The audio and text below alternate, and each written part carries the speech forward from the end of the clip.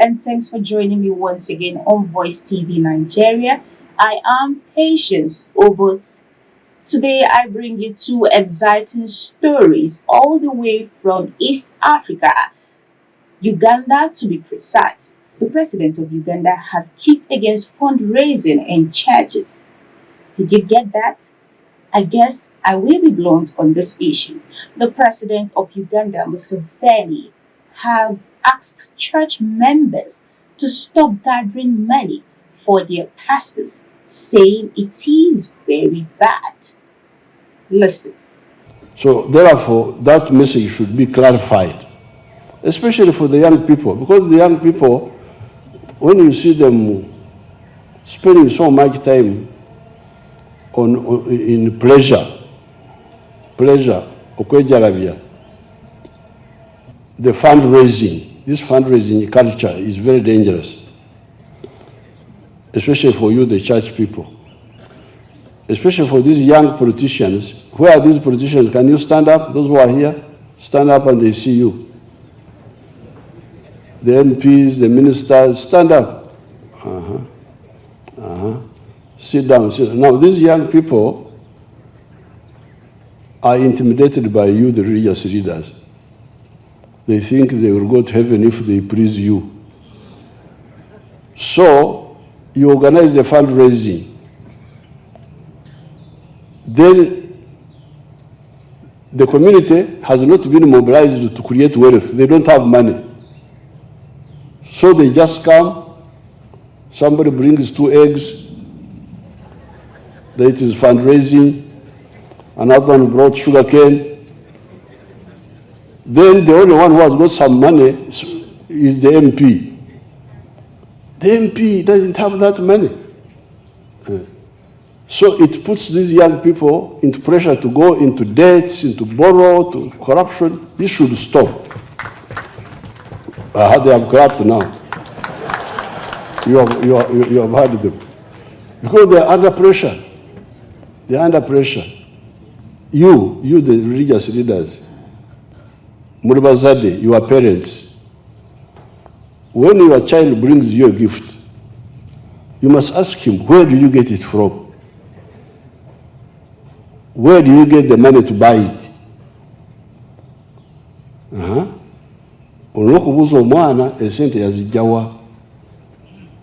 But if you just keep quiet, he brings money, you don't ask, you may put that child in trouble.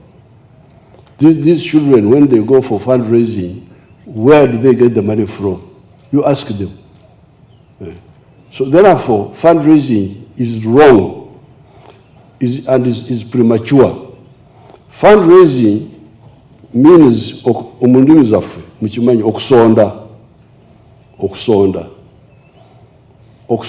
to contribute.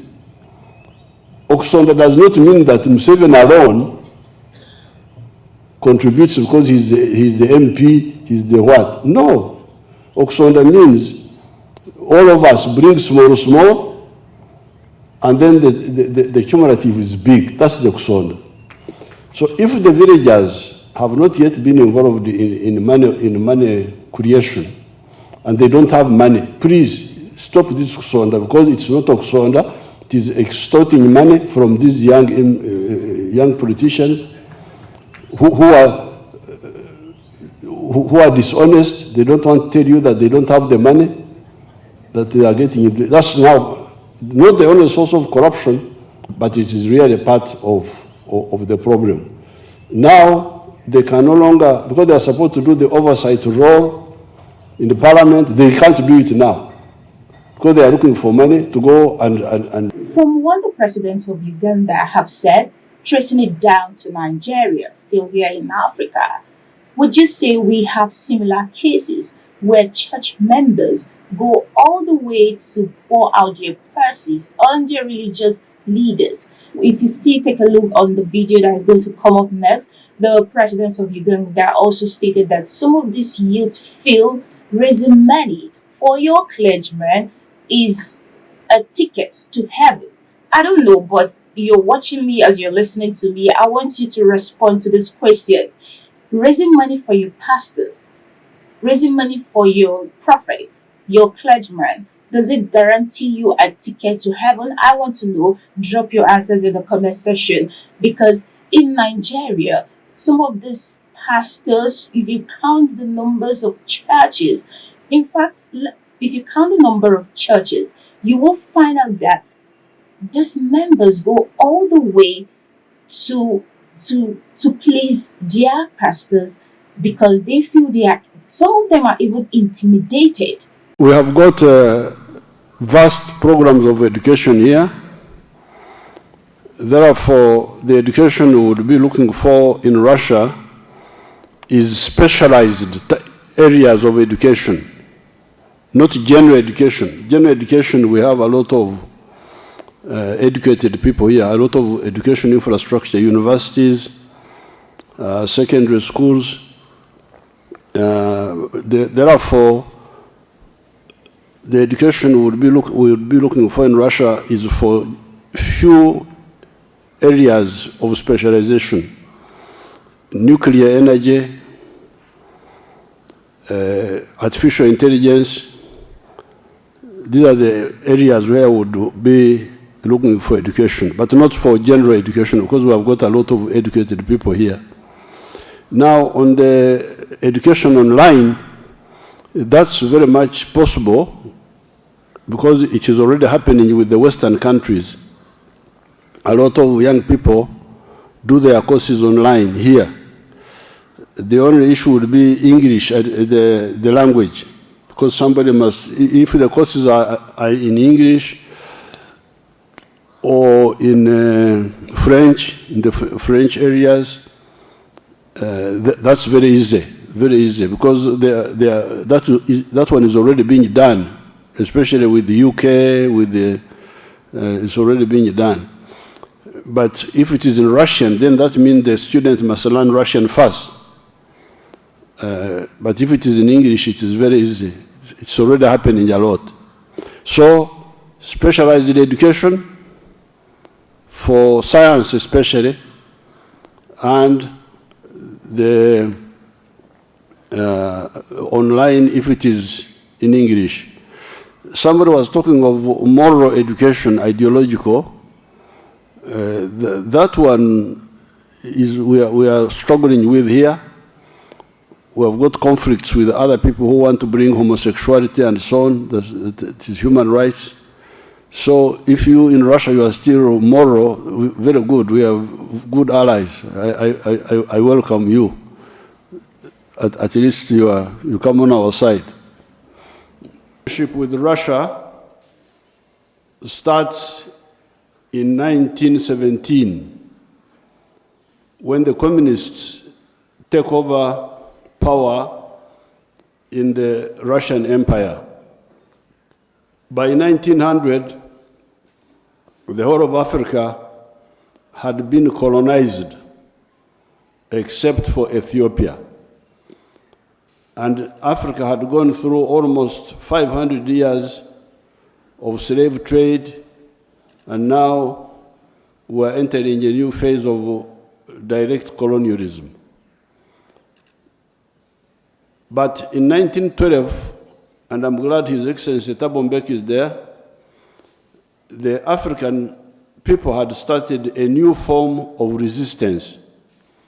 They had formed a modern anti-colonial liberation movement, the ANC, which was founded in 1912. That ANC was different from the tribal chiefs and kings who had tried to resist colonialism but had not succeeded. So, therefore, just 5 years after the founding of the African National Congress in South Africa, which was the first anti-colonial African movement, the communists take over power in Russia. Therefore, we have a friendly European country.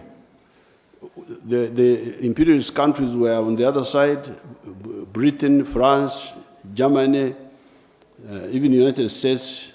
But now we had one ally, the Soviet Union, under the communists. Now, secondly, we were also lucky that on the two factors, now the anti-colonial movement pioneered by the ANC in 1912, now we have solidarity from the communists of Russia. We also had the good chance of the First World War and Second World War. During those wars, the imperialists weakened themselves. Therefore, the three factors, the anti-colonial resistance movement, the emergence of socialist anti-colonial forces, initially in Russia, but later on in China in 1949, and then the fighting among the imperialists gave us a good chance, so that by the end of the Second World War, you saw many Asian countries getting independence, India, Indonesia, even Vietnam, Indochina. The imperialists tried to come back, but they couldn't. And by to cut a long story short, by 1994, the whole of Africa had been liberated by the combination of the three factors: the anti-colonial liberation movements, the support, solidarity from the socialist countries, and the mutual weakening among the imperialists because of their anti-imperialist wars. Now, after liberation, what we need is economic development and transformation. And here, we need 4 factors. Factor number 1, human resource development. That is education and health. That one we are handling among ourselves. We can cooperate with others, but we shall handle also among ourselves. Second one, infrastructure. Infrastructure like the roads, the railways, the electricity, the ICT backbone. There we can cooperate with the countries like Russia and China. Thirdly, investments in production of goods and services, manufacturing and services. Here, investors from Russia can come and invest here and produce goods and services. Now, finally, number 4, markets. When somebody produces a product or a service, it needs a market. We have the internal markets of Uganda, we have the market of East Africa, we have the market of the African Continental Free Trade Area, but we also need other markets, like the market of Russia, market of China, market of India, market of the Middle East, and also the West, if they are not putting unacceptable conditions. So therefore, the potential for cooperation, of course also Russia needs market, because market is empowering for all, not just us. Even the Russians, if they sell products to us, they get advantage. The Chinese, they sell a lot of products in Africa. The Indians. So this question of market access is to everybody's advantage, mutually. For instance, in Nigeria, when you pay a visit to some of these churches, the first 2 rows is dedicated to the politicians, the most highest contributor in that church. Even when they come late, those seats are kept as a kind of reservoir for the big contributors, because these religious leaders are aware that, okay, this is my major client, because I'm going to benefit from this politician, I'm going to benefit from this highest bidder. Then this brings us the question, have religious bodies, churches, that is supposed to be God's temple, have they turned to be a private or public limited liability company? Is it a private company? Where is the purity? Where is the purity in churches nowadays, specifically in Nigeria? Because maybe that's why the president of Uganda is not taking this lightly. That's why he's been emphatic and stressing that it is wrong. He categorically stated that it is wrong to raise funds for your clergymen, for religious leaders, because it tends to bring corruption. Most of these influential people just tend to parade, to show off, to show themselves that, okay, I have this, I have that, I can afford this. Of course, then you see these pastors living a lavish life. You see them having so many private jets. You see them traveling abroad, in and out of abroad. But when you go deep down and you look at the floor members, the congregation, you will find out, if you do your investigation, that they are dying in abject poverty, while their leader is living in affluence of wealth. Then you begin to wonder, where did this pastor get these resources? Where did they get this money from? I know, yes, some people are going to put me now and say, but you are supposed to take care of your pastor. You're supposed to cater. You understand? You're supposed to take care of the servant of God. I do not dispute that fact. But in the case whereby you try to rob Peter to pay Paul, you see your member, especially among the youth, because you want to please someone that promised you on one prophecy or that, you find yourself in the civil service, they'll go into corruption. You understand? They will start doing things that they are supposed not to do, just because they want to get these resources, they want to get this fund. In fact, the church today, the body of Christ, have even become a political structure, not even a religious gathering. I would tell you that if you do your investigation correctly, you will find out that the religious body, I think, the highest form of polity, go to the church. You will be surprised, you will be mesmerized with what I'm telling you. So, the president of Uganda is saying that this is wrong. This will lead to corruption. This will lead to embezzlement of fund in the civil service, because you want to come and please your religious leaders, which is absolutely wrong. Your thoughts, your opinion. I'm waiting to see a response on this same issue. Is what the president of Uganda is saying, is, do you agree with him? Do you say, okay, is the right step in the right direction, that this fundraising should be stopped? This is not the way to go. What are you saying? What are the religious leaders going to say? They'll say, okay, but how we are called to serve, we left our jobs, we left our careers just to do the work of God. How are we going to feed without this funds? How are we going to take care of ourselves and our families to carry on the gospel of Christ? What's your take on this issue? I want you to drop in your suggestions, your opinions, your thoughts on this issue. Moving on to the next story, still in Uganda. I told you I'll be bringing you two lovely stories. So the second one, still happening in Uganda, is talking about nation development. The president of Uganda has given thumbs up to the Russian government on the issue of homosexuality. He commended the Russian government for not participating or practicing homosexuality, which is happening in other countries. He's saying this brings the nation on the same page, and he therefore called on the Russian government for further collaboration in education, health, among others, to bring Uganda, to make Uganda a developed nation. Yes, they spoke majorly on collaboration with Russia. He also went as far as bringing back history on how Russia have been dominant in the polity and in the state of governance. So thank you. I want you to drop your comment on this exciting piece I've brought to you. Thank you for watching. Keep subscribing. Subscribe to our channel, drop your comments, like, share, and follow us on every other social media platform. I am Patience Obot. Many thanks for watching. Bye for now.